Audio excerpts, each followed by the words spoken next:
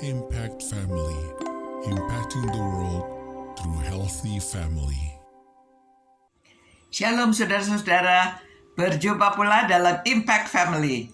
Saya harap bahwa renungan-renungan ini dapat memberi impact kepada families. Dan hari ini kita masih melanjutkan tentang pernikahan, tentang hubungan suami istri. Namun hari ini kita bicara tentang janda. Orang yang menikah, suaminya sudah meninggal, istrinya disebut janda ya.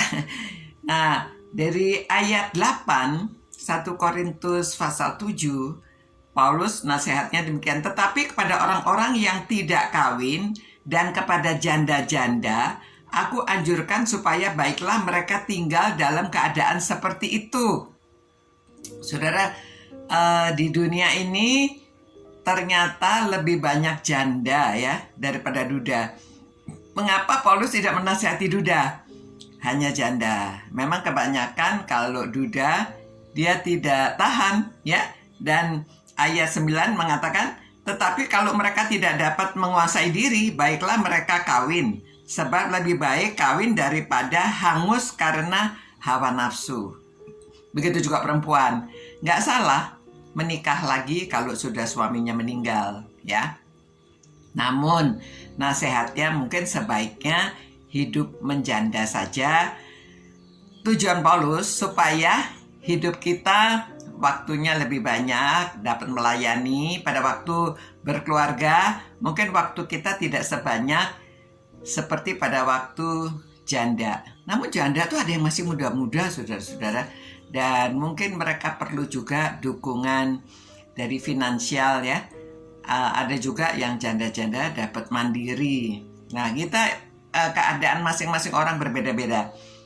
Namun ini nasihat Paulus supaya yang janda tetap menjanda seperti dia hidup single maksudnya.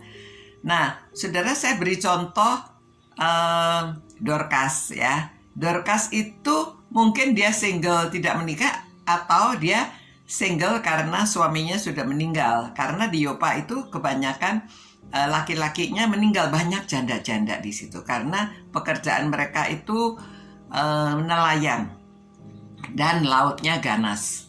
Jadi banyak janda. Lalu Dorcas ini pandai menjahit. Jadi dia hari-harinya dia pakai waktunya untuk menjahit, tapi menjahitnya itu untuk melayani, untuk menolong orang-orang janda yang punya anak. Rupanya dia kali nggak punya anak ya. Dia lalu untuk orang-orang yang punya anak dia buatkan pakaian. Untuk ibu-ibunya juga tentunya ya. Nah, maka kemudian hari dia pernah sakit sampai dia meninggal. Wah, semua orang khususnya janda-janda ini mereka sedih sekali. Dia mengasihi sekali sama Dorcas ini. Jadi mereka berdoa supaya Dorcas ini seorang murid Tuhan ya. Dan mereka ingin supaya Dorcas itu ya bisa dibangkitkan. Tapi bagaimana ya? Tuhan mengabulkan caranya. Mereka bertemu dengan Petrus. Dan Petrus datang berdoa dan dia dibangkitkan. Ini satu-satunya orang yang sudah dewasa ya. Wanita yang sudah dewasa yang dibangkitkan. Dalam cerita Alkitab ya ada 7 kebangkitan orang-orang yang sudah meninggal. Nah, ini salah satunya Dorcas. Orang-orang begitu mengasihi dia. Orang-orang sampai tidak mau ditinggalkan oleh dia ya. Karena hatinya murah hati. Mungkin bukan hanya menjahit saja, dia juga bercerita tentang Tuhan ya. Karena dia murid Tuhan Yesus. Nah, itu sebabnya orang-orang sangat mengasihi dia. Nah, saudara-saudara, mungkin itu adalah salah satu contoh untuk hidup pada waktu dia sudah menjanda sendiri ya. Jadi anak-anak juga kalau ibunya sendirian, kalau dia mau menikah lagi itu enggak salah. Tetapi kalau dia sendiri ya anak-anak yang memperhatikan ibunya ya, supaya ibunya itu dapat hidup tetap melayani, dapat memuliakan Tuhan melalui karunia yang dia dapatkan, dapat melakukan apa saja ya.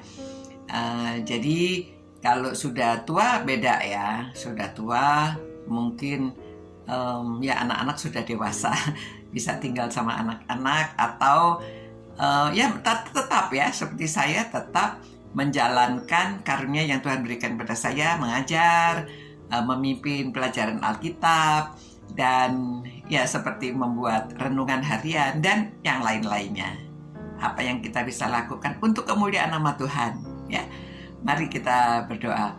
Tuhan, terima kasih karena Tuhan memberikan karunia kami masing-masing, walaupun kami hidup sendiri. Khususnya hari ini kami ingin berdoa buat janda-janda Tuhan. Engkau sudah panggil pulang suami-suaminya supaya mereka bisa hidup mandiri, mereka bisa hidup diberkati karena Tuhan yang memberikan kehidupannya. Tuhan yang memberikan kecukupan supaya mereka dapat hidup tenang melayani Tuhan. Terima kasih Tuhan. Kami serahkan hidup kami ke dalam tangan Tuhan. Demi nama Tuhan Yesus kami berdoa. Amin. Selamat malam saudara-saudara. Tuhan memberkati saudara. God bless you. Ciao. Impact Family, impacting the world through healthy family.